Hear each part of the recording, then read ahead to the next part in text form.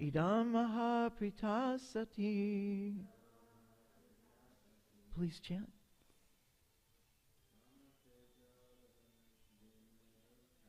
Brahma Teja Vinir Muktar Atmajai Saha Krishnaya Prayana Mukam Krishnam Idam Maha Pritasati Brahma Teja Vinir Muktar Atmajaya Saha Krishnaya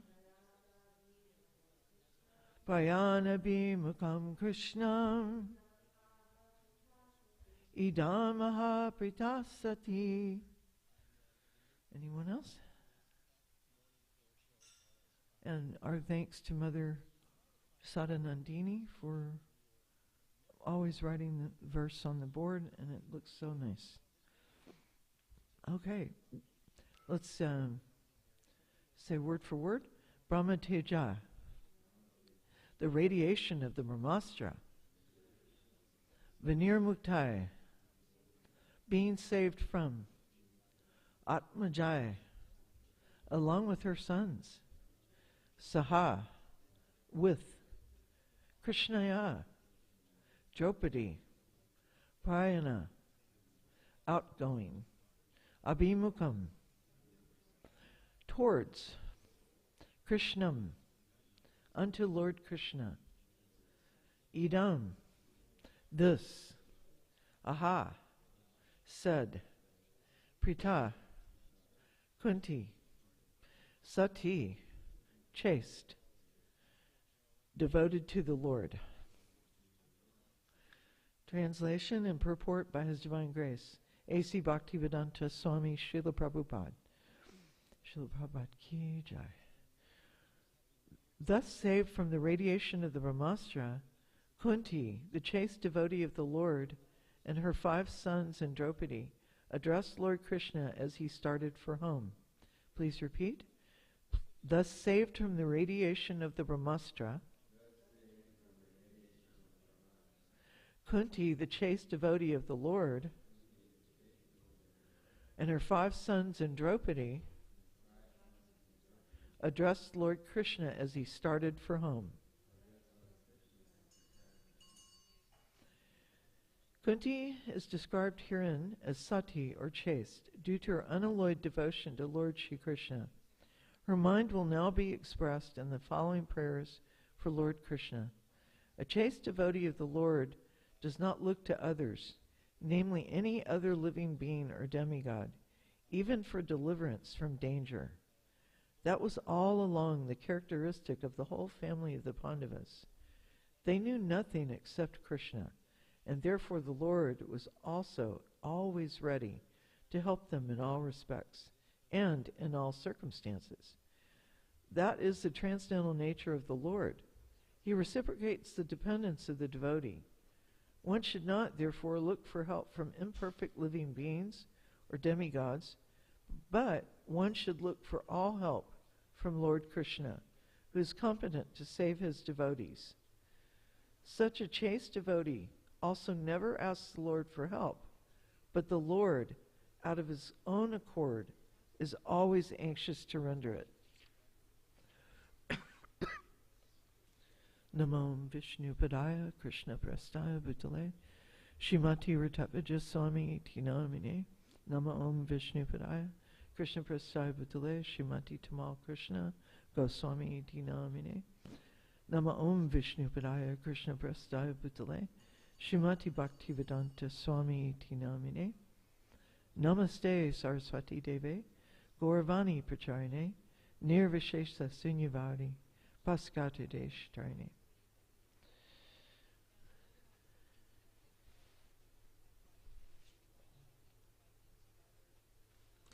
Okay, so we made some notes here.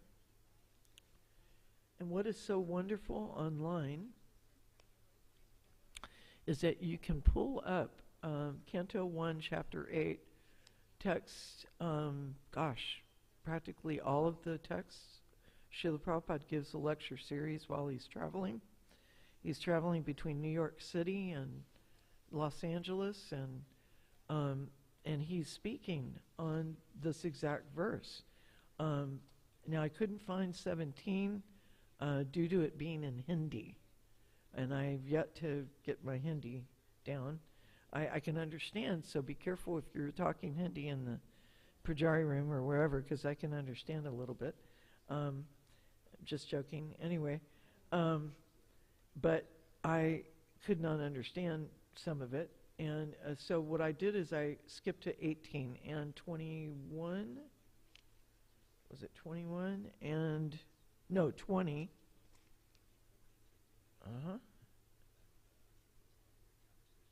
Okay. Yeah, so it's text 20 and 26. And what's so nice is that Srila Prabhupada actually makes references here. The first thing we'd like to do is cite the chaste example of Queen Gandhari. There are many chaste women in the history of the Bhagavatam. So many, actually. The chaste woman in the Bhagavatam, Gandhari stands out as one of the finest. She was a queen, actually a princess, and we brought the Mahabharata by His Grace Krishna Dharma, and he actually gives a definition of each personality. Gandhari, daughter of the king of Gandhara, who became Dhritarashtra's wife. Having once pleased Vyasadeva by her service, she was blessed by the sage that she would have 100 sons. Thank you. After marrying the blind Dhritarashtra, she covered her own eyes with a cloth for the rest of her life.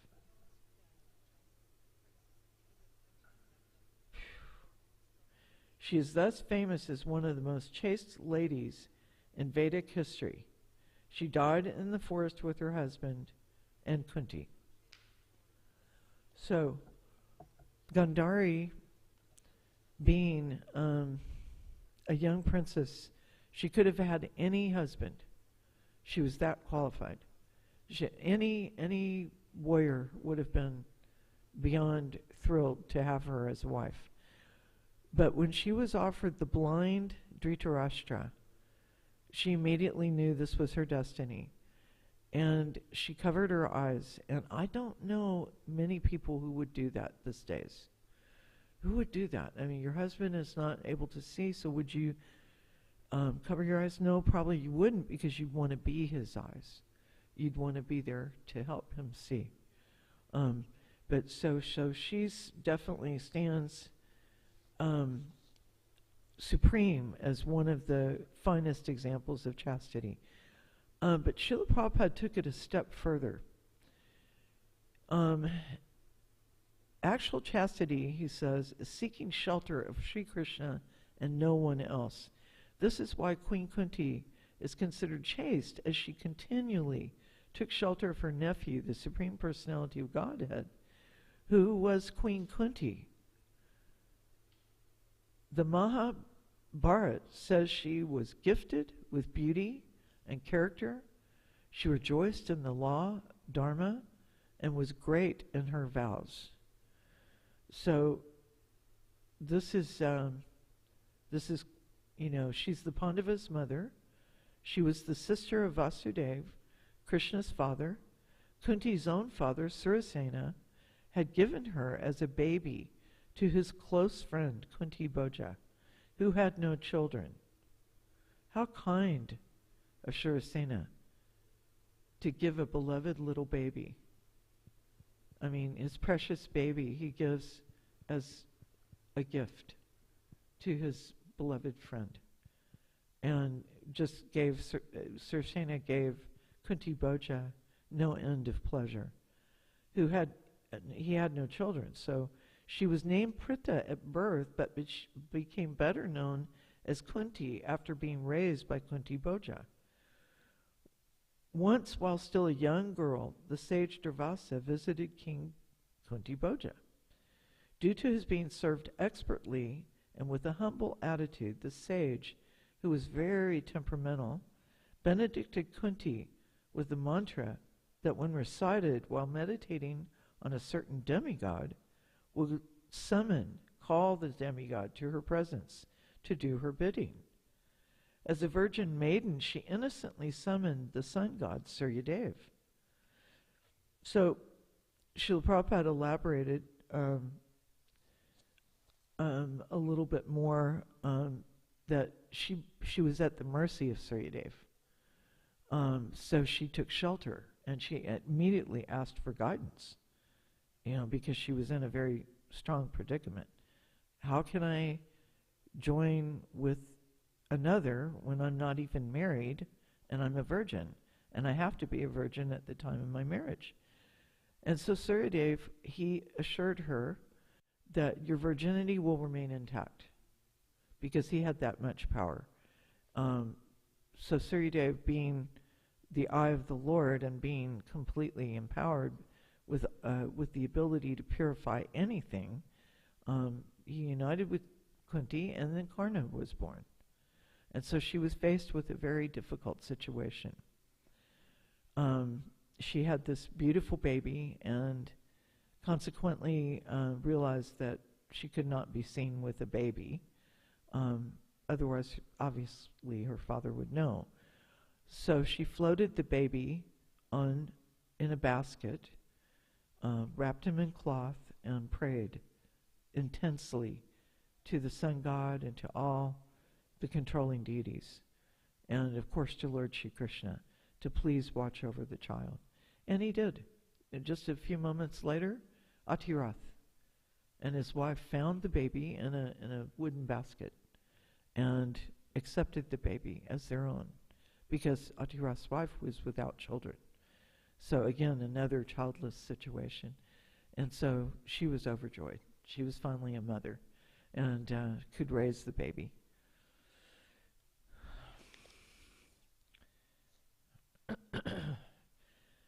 Okay, so on the lecture on 1.8.20, ordinarily we take women, Vaishyas, and Shudras as lower grade. Women are generally less intelligent. This is quoting Srila Prabhupada. And he's speaking generally. So women are generally less intelligent. Anyone, however, he says, anyone who's taken to Krishna consciousness is most intelligent. Krishna consciousness movement is meant for the most fortunate because they have the line as to how their life will be perfect. Although Kunti has a womanly body, she is not ordinary. Kunti says, "You, Krishna, you've come to me as my nephew, yet you're not visible to the fools and rascals." Prabhupada calls fools and rascals murdadvisha. Murdadvisha. You hear that word and you can think of it even sounds like it. So Srila Prabhupada said, obviously Kunti is seeing Krishna. So if you're seeing Krishna, you can't say that you're not visible to the fools and rascals. So Prabhupada qualified that. He said, if you're not seeing Krishna, then how can you say that? So obviously Kunti was seeing Krishna. He said, sorry, I'm depending on my notes here. My brain is tired. It's in a rebellious mode. We are in an ocean of material world, and the ocean is always tilted. Srila Prabhupada used the word tilted. So imagine you're on a floor. Okay, let's say, and they do these fun parks, right? You go to the fun park, and you're in this room, and you think, oh, it's kind of nice in here. And all of a sudden, the floor starts tilting. And then you have to fall to the other side. You have no choice. And that's how the ocean of the material world is. It's tilted. We cannot expect anything but distress. But, Srila Prabhupada says, if you become he says, at any moment, tumultuous waves. Not only is it a tilted ocean, he said, at any moment, tumultuous waves. But if you become a devotee, then you escape. Maya will test how far you are fixed up. She will test if you have come to Krishna to disturb him or if you are serious. So Srila Prabhupada was very strong. And this is 1/8/20. So if you get a chance, it's a 30-minute lecture, totally worth your time. Just hear it out, and you'll be like, okay, I got it. Okay, so I'm going to go back over now to later lecture, 1/8/26. Srila Prabhupada emphasized, materially intoxicated persons cannot feelingly address God. And Prabhupada said, Jai Radha Madhava. And when he said Jai Radha Madhava, you just felt your heart get pulled. Your heart was pulled when he would say it. And so you could hear how he feelingly addressed Krishna. They cannot understand God. And he emphasized material intoxication. I counted, it was probably 6 or 7 times. He used the word materially intoxicated. And he was quoting the verse, 1/8/26, Kunti Devi saying, unless you are materially exhausted, you cannot approach the Lord. You can't. Anyway, these verses are coming up, so you have a lot to look forward to.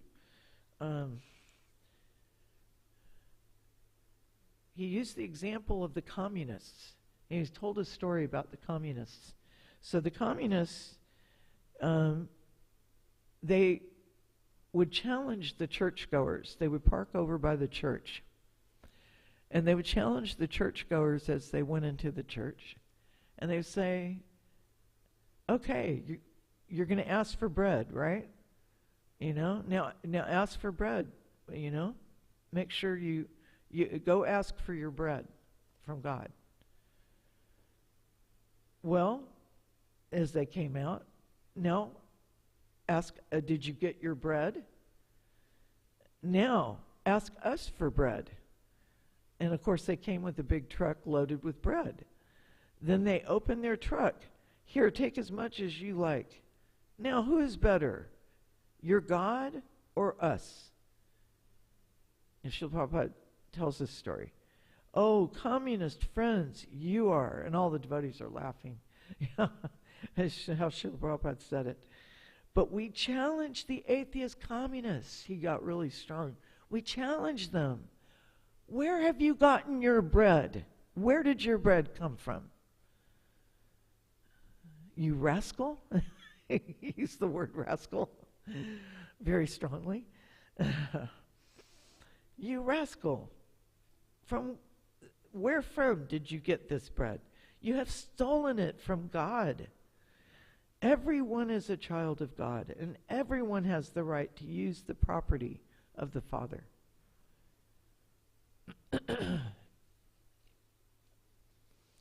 So Srila Prabhupada, in the book distribution, going back to women being generally less intelligent, there's a book distribution book out there, The Spiritual Master. It's a really good book to read. It's old. It was published in 1980, 1979, somewhere around there. And in there he says, and he emphasizes, that women who are out on Sankirtan, who propagate the holy name, who support the ISKCON movement, they are as good as their brothers. They have 64-ounce brain. You know, because the whole thing was the weight of the brain, you know, how heavy the brain is. So Srila Prabhupada declared they have 64-ounce brain. So that he said Krishna consciousness is the proof.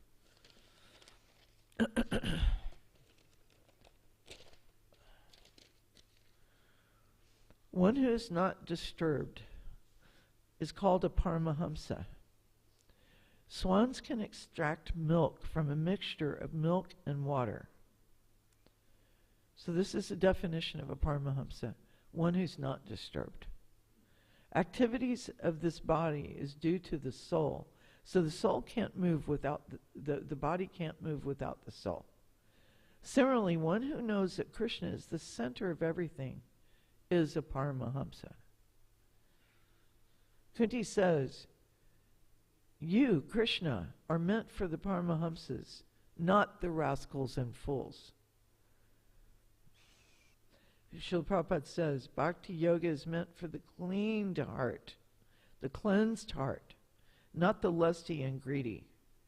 What are we? We are simply women. How can we understand you? And Srila Prabhupada said this is proof of her humility. She perfectly understood Krishna, but yet she claimed, I have no understanding. And she said this humility is the mark of a Vaishnava.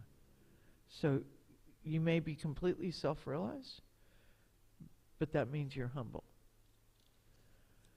Okay, so going back to the purport, I have some notes on the purport here. Oh yeah. Here we go. Just remembered. It's right here. Okay, so this is in Prayers of Queen Kunti. And Srila Prabhupada's devotees in Los Angeles, they wrote a very nice foreword in the introduction. The tragic and heroic figure of Queen Kunti emerges from an explosive era in the history of ancient India. As related in the Mahabharata, India's grand epic poem of 110,000 couplets, Kunti was the wife of King Pandu and the wife of 5 illustrious sons known as the Pandavas. As such, she was one of the central figures in a complex political drama that culminated 50 centuries ago in the Kurukshetra War, a devastating war of ascendancy that changed the course of world events. The Mahabharata describes the prelude to the Holocaust as follows. So it's all written out here about Kunti and about her involvement with King Pandu, and Madri. Mother Madri was her co-wife. And it talks about how the 5 Pandavas were born, and how when Pandu left the planet, Madri gave up her life. And it was agreed that Kunti would care for the children, and that Madri would ascend the funeral pyre. And then I guess one more thing here. All right. A serious Srila Prabhupada. This is what we wanted to emphasize. Okay. A chaste devotee of the Lord does not look to others, namely any other living being or demigod, even for deliverance from danger. Okay, so what I'd like to bring out here is, so we don't look to any demigod or any other living being, but yet we take shelter of the devotees, right? And then so someone may say, well, wait a minute, is this a pure devotee? Is this devotee a Paramahamsa? I saw this devotee lose their temper the other day. I heard them do something socially unacceptable.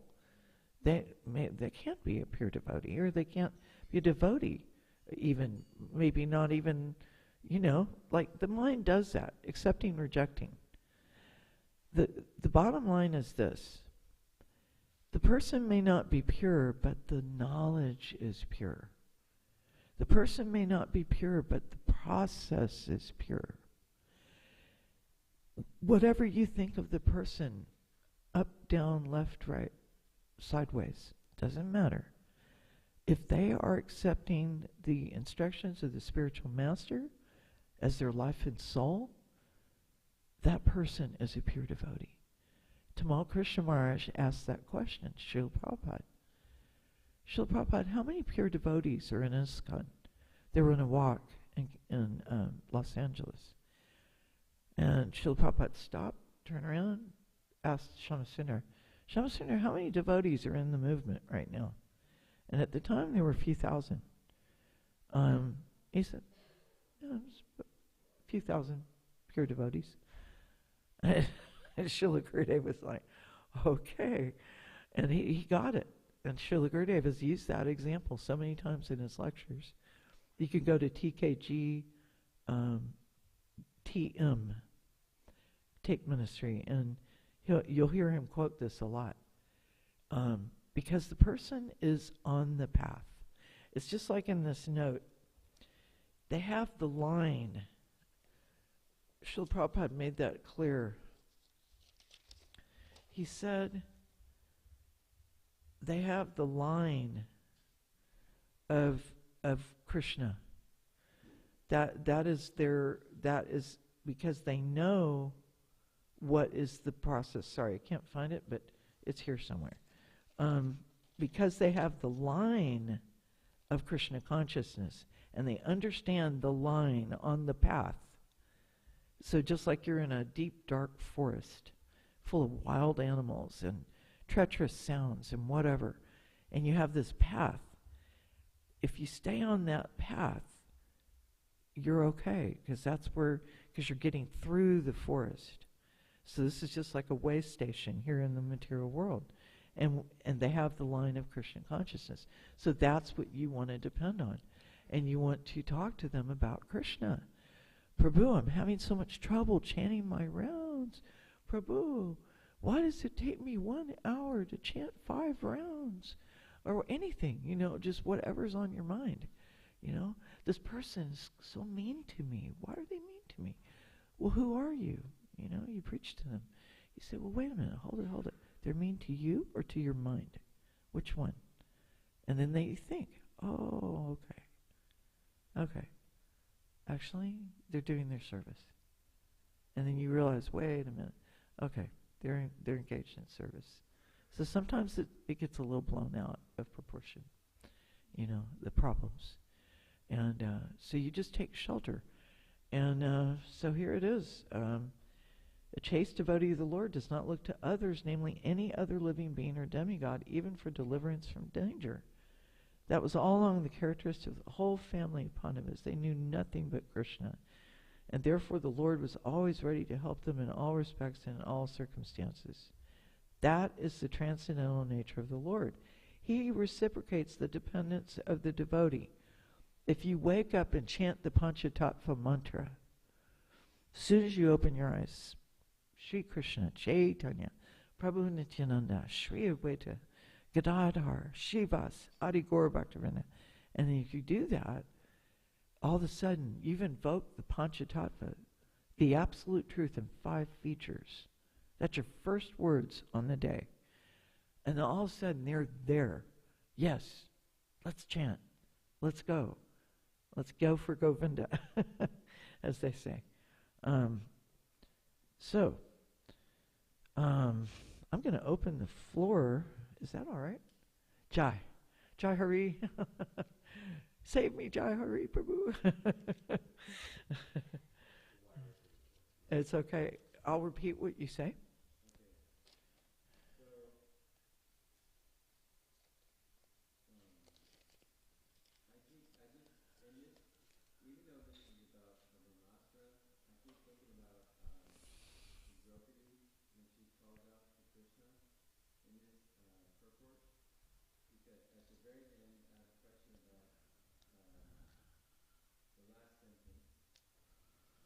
Such a chaste devotee, Jai Hari has a question about the last sentence. Such a chaste devotee also never asks the Lord for help, but the Lord, out of his own accord, is always anxious to render it.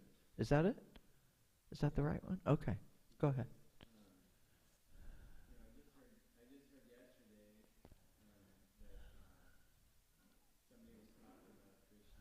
Mm-hmm.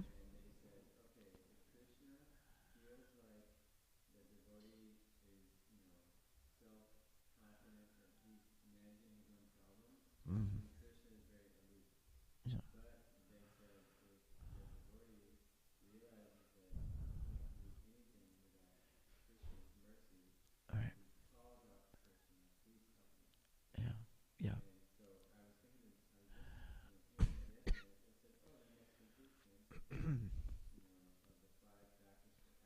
Yeah. Let me stop you there. I just want to quote exactly. So Jai is bringing out the point that Krishna is reciprocal. If you are just dependent on your own wiles or rational mind or your own rationale, then Krishna is aloof. But if you're totally dependent, Krishna helps. Go ahead. You have 5 factors of action. Go ahead.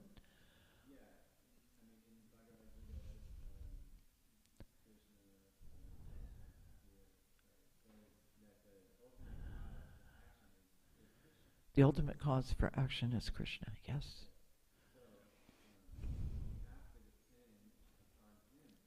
We have to depend on him.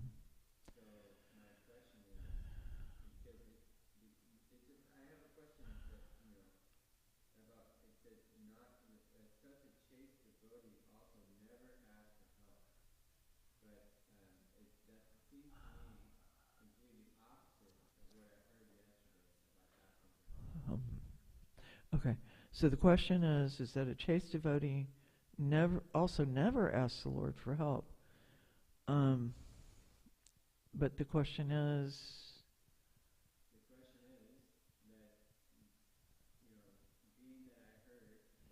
being that you heard, that if you don't ask for help,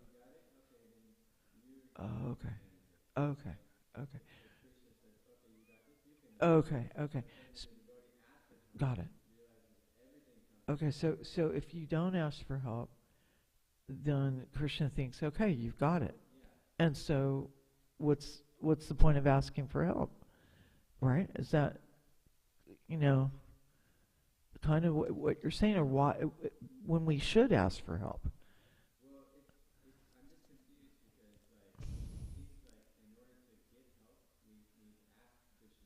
In order to get help, we have to ask Krishna for help.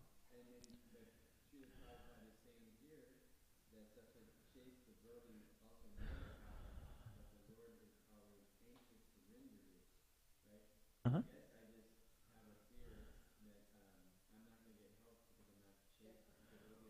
Okay, you have a fear that you're not a chaste devotee of the Lord because you're asking the Lord for help. It's a paradox. Achincha beta beta tattva. So it's simultaneously one yet different. Krishna can do that. He has that ability. And not only that, you may ask for something to help you.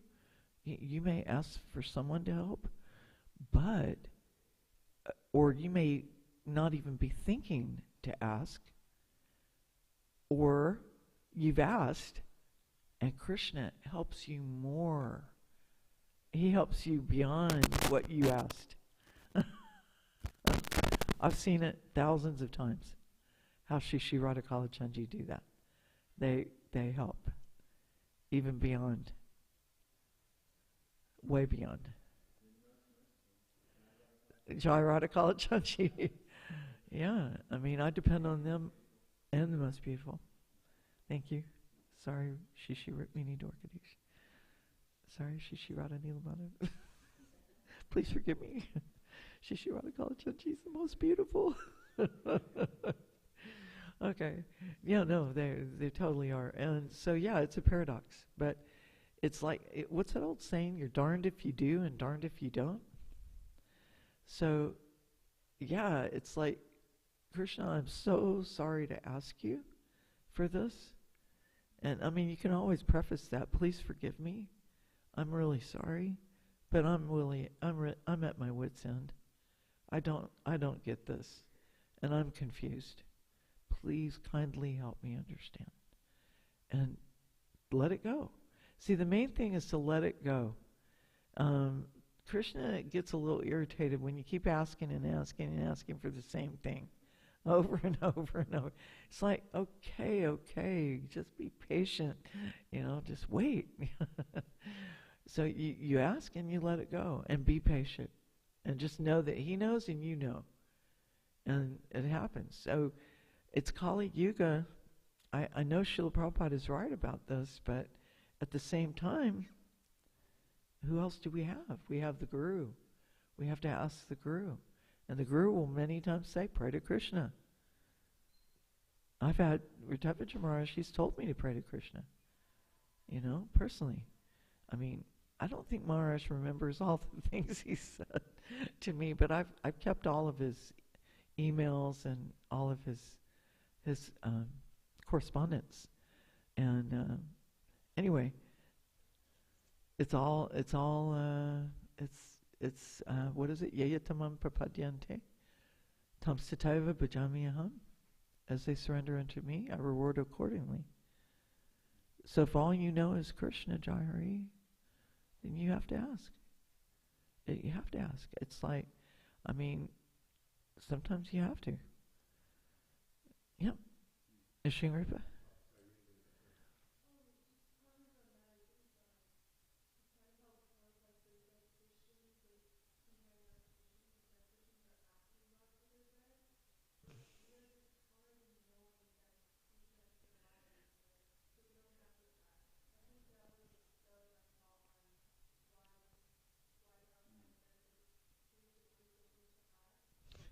Nice. Yeah. Nice. Nice. Bhakti Kaylee is making the point, if you don't mind, I'm sorry, I'm going to jump in. She's making the point that Srila Prabhupada would often use the example of the Christians who are always asking for bread. He said, but devotees don't have to do that. Krishna's going to provide the bread, right? Is that it?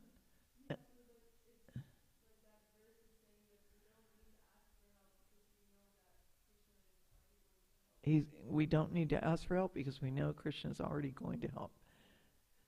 What was that? But that's really difficult. It is, especially the waiting part. Okay, Nishingarupa, please.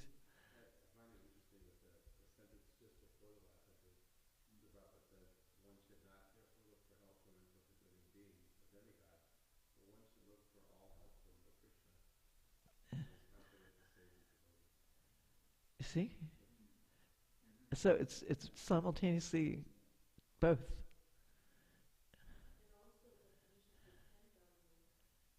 Nishingarupa pointed out the verse right before the last verse.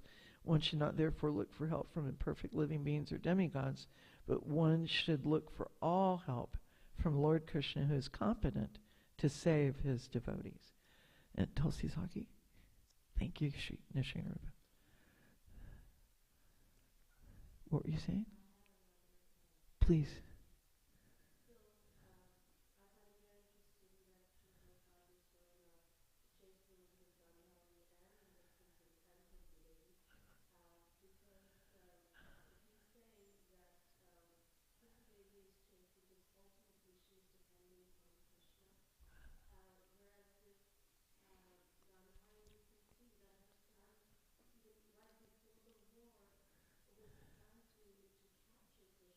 Yep.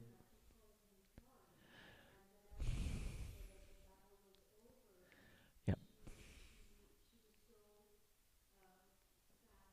Yeah.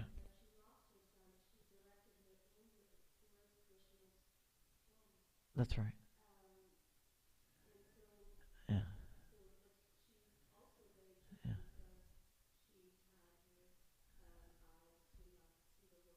Yeah, yeah. In a material sense, right?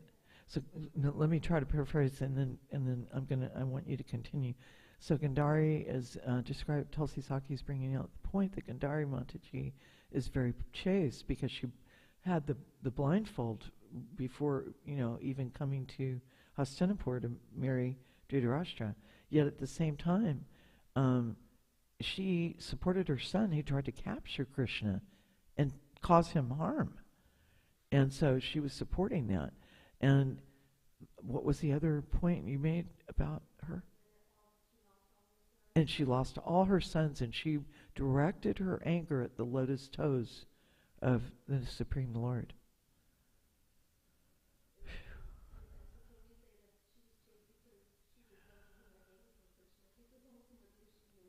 Yeah.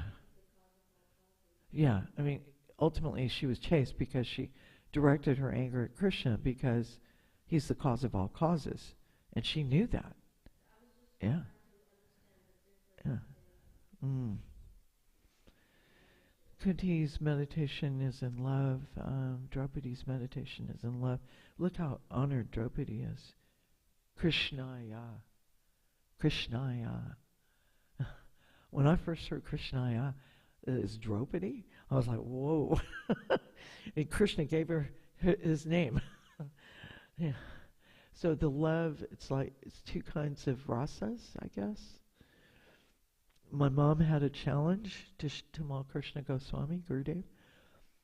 So why India? Why did God choose India?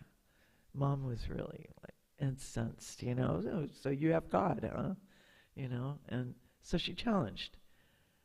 And I have the letters. I have hers and I have Gurudev's. And so the difference is that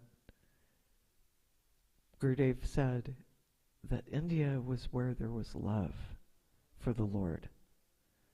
And that is why Krishna chose Bharatvarsha, India itself, because that's where the love is. I mean, tell me, are you going to want to go into a place where everybody hates you or everybody loves you? Which one do you want? I mean, come on. Seriously, Krishna's he's just reciprocating. That's it. Right? Thank you, Tulsi Saki. And forgive me if I didn't get it right. And Kaylee, Prabhu, thank you. Anything else? One more? Got one more point? Should I hurry? Yeah.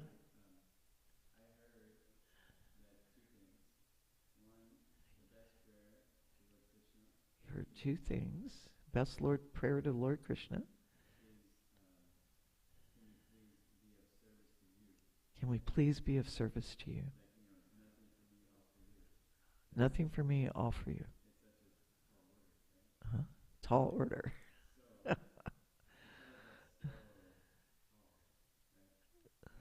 All. It's so all. Yes. Yes, it's a runner-up. And it involves 4 phases, this prayer. 1, glorify the Lord. 2, thank the Lord for everything. Misgivings, shortcomings. 3, to apologize for any shortcomings.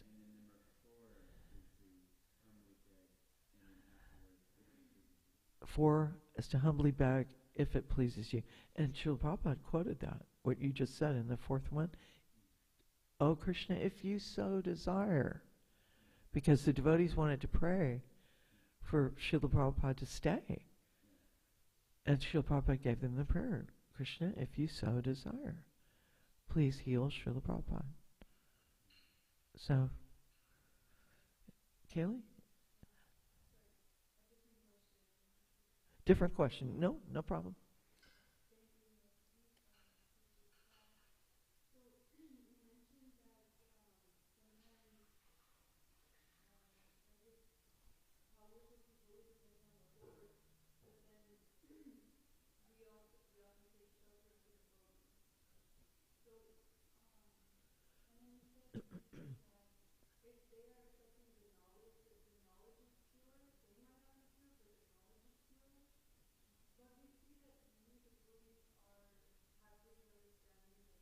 Huh.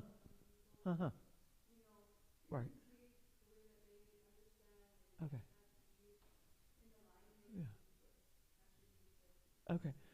Thank you. Yes, it does. So Kaylee brought up the point that we may try to take shelter of the devotees, and their knowledge may be pure, their siddhanta, what they're following, may be pure, but yet she made an observation that sometimes their understanding is not. It's not quite in line with Srila Prabhupada. Is that it?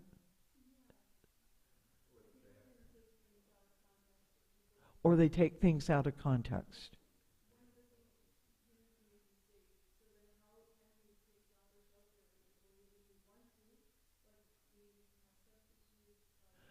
We want to take shelter of the devotees, but we have trust issues. It's Kali Yuga. Very good point. No, that's a great point. It's a very good point.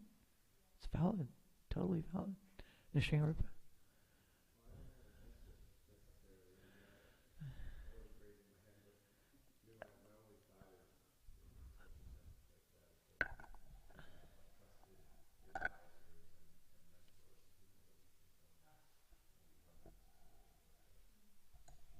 Nishinrupa brought out the point that we have trusted advisors and mentors when things like that happen, when you have that kind of circumstance.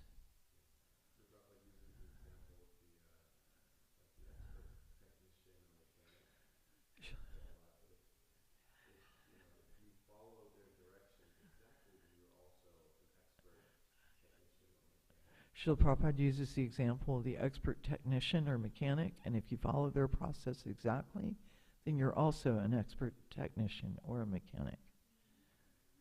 Nice, nice. And you can always ask a question. If someone says something, Prabhu, perhaps we could think about it this way. Maybe ask a question, and they may just say, well, I don't know. And then leave it, and then you can approach your mentor or someone you take shelter of.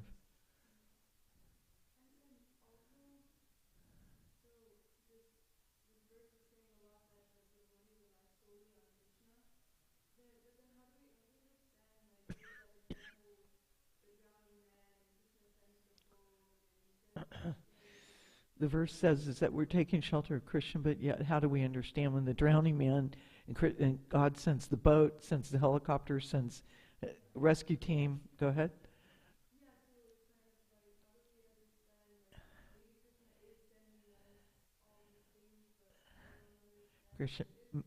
Krishna may be sending all these things, but we don't understand that it is Krishna.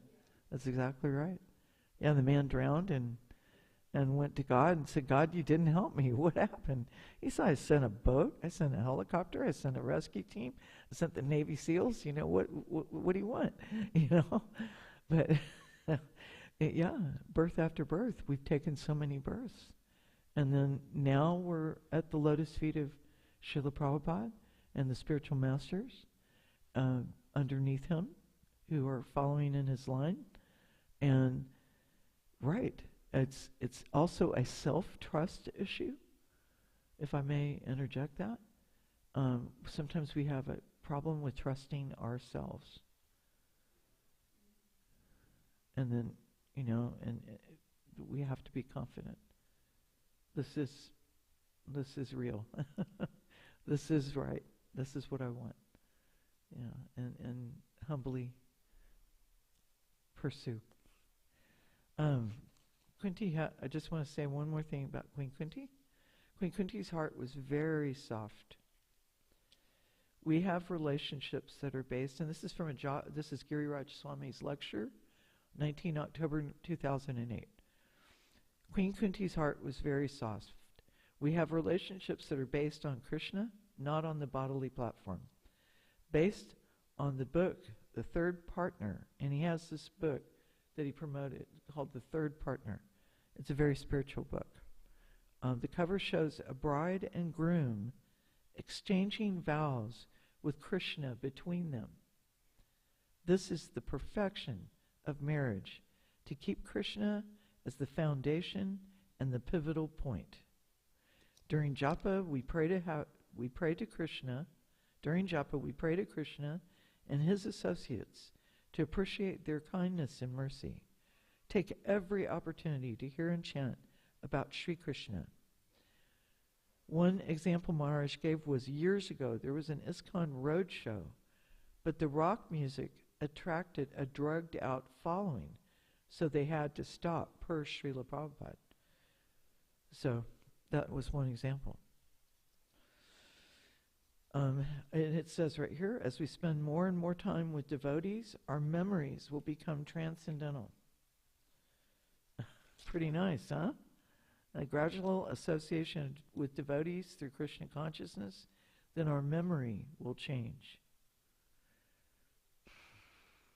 Beautiful. I'll stop there, but I want to thank you for attending And thank you for being here, and please forgive me for any mistakes or shortcomings. Is there anything else? Jahari? Radha Kalachandji has the best festivals. Hey, Haridas, if you're listening, good job, man. We just need a bigger temple room. We need to like encompass the hallway and then move everything that way, or move it out to the park. Open the walls and bring it out to the park. Just knock down the walls and make it about 20 feet wider. 30, and then we'll end up with 20. Jai, anything else? Okay. Grantaraj Srimad Bhagavatam ki jai. Srila Gurudev ki jai. Srila Prabhupada ki jai. Gaur Premanandi. Hari Hari Bol. Hare Krishna.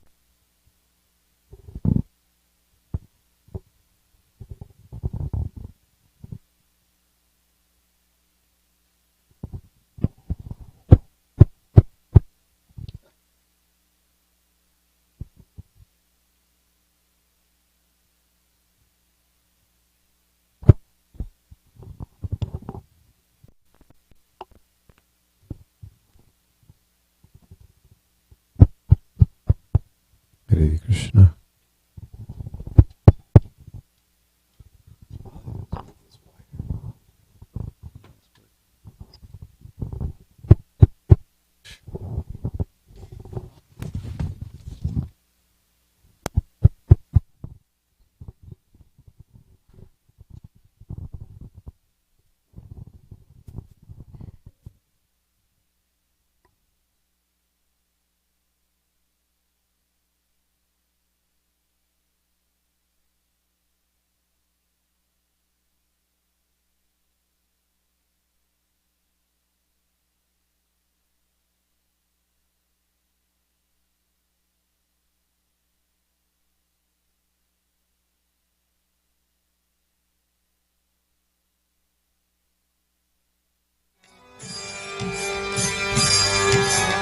Krishna Kirtan Gan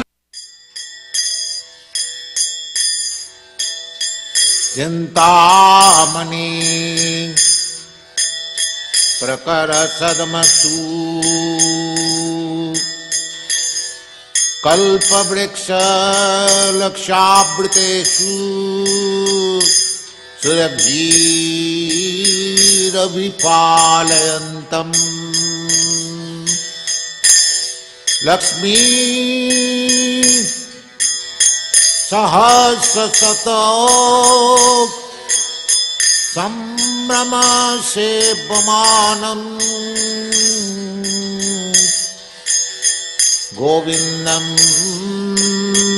Hadipurusham Tamaham Bhajami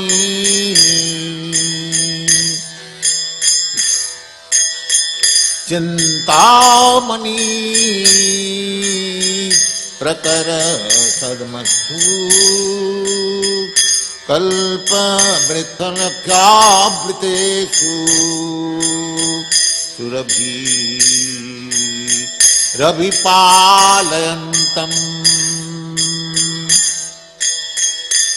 Lakshmi सहस्रशत संभ्रम सेव्यमानम् गोविन्दम् आदिपुरुषं तमहं भजामि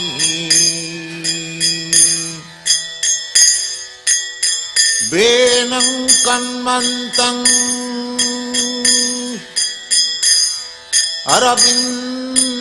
अरविन्ददलायताक्षं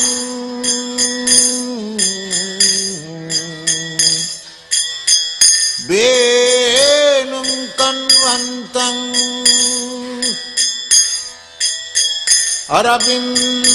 अरविन्ददलायताक्षं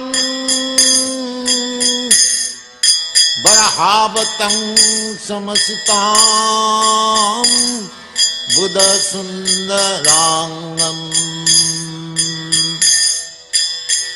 कन्दर्पकोटि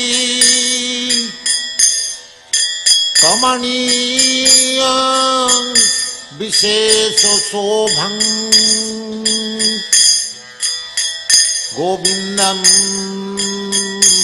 आदिपुरुषं तमहं भजामि चिन्तामणि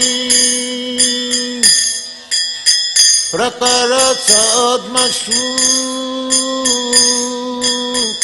कल्पवृक्ष लक्षावृतेषु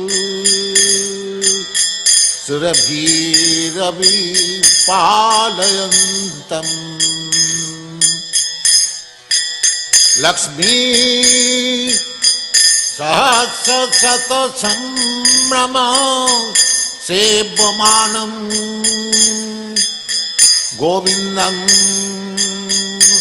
आदिपुरुषं तमहं भजामि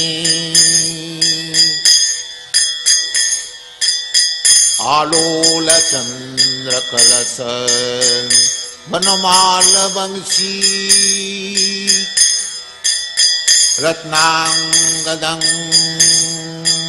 प्रणयकेली कलाविलासं श्यामं त्रिभंगललितं नियतप्रकाशं गोविन्दम् आदिपुरुषं तमहं भजामि चिन्तामणि प्रकरसद्मसु कल्पवृक्षलक्षावृतेषु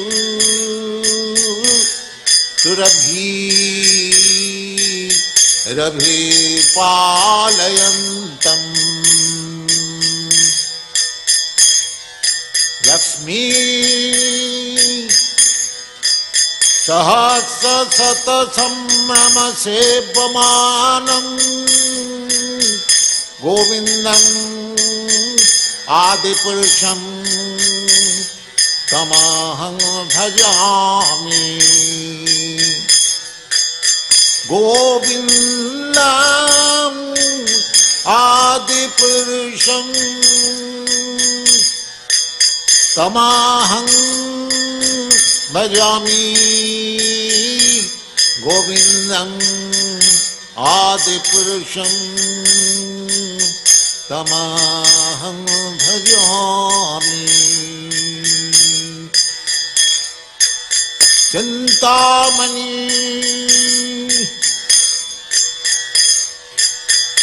अंगानि यस्य सकलेन्द्रियवृत्तिमन्ति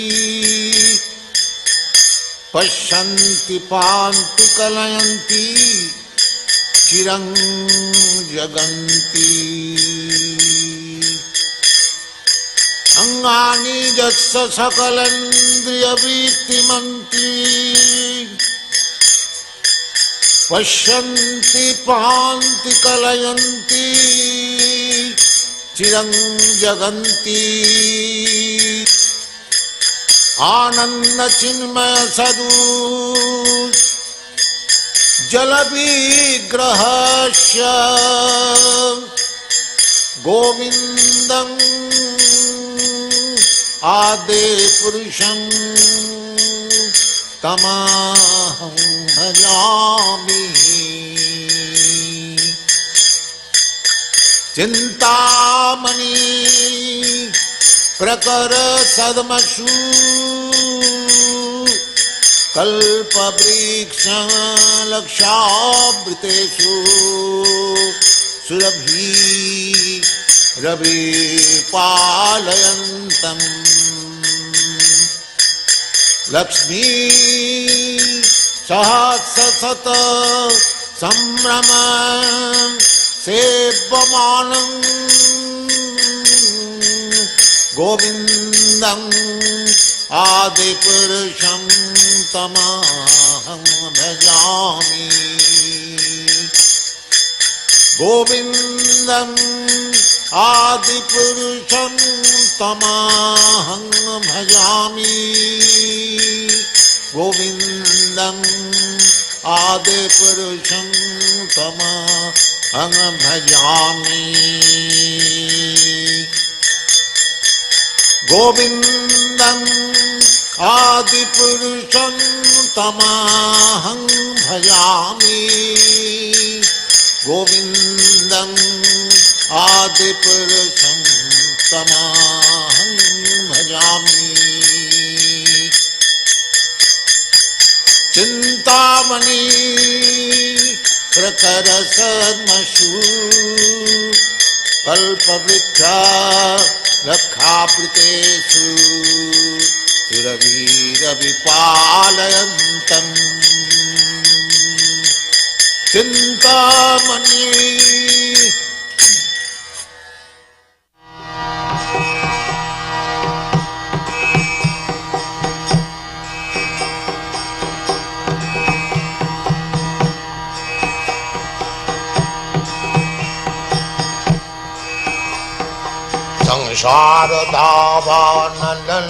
संसारदावानलनिरलोकान् तराय कारुण्य घनाघनत्यम्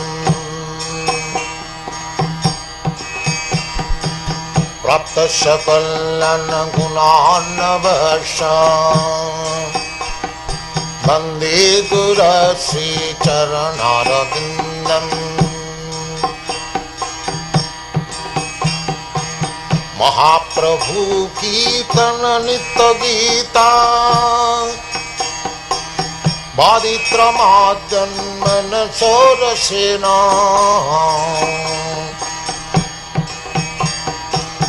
रोमाञ्चकं पाशुतरङ्गभाजो वन्दे गुरश्री चरणारविन्दम्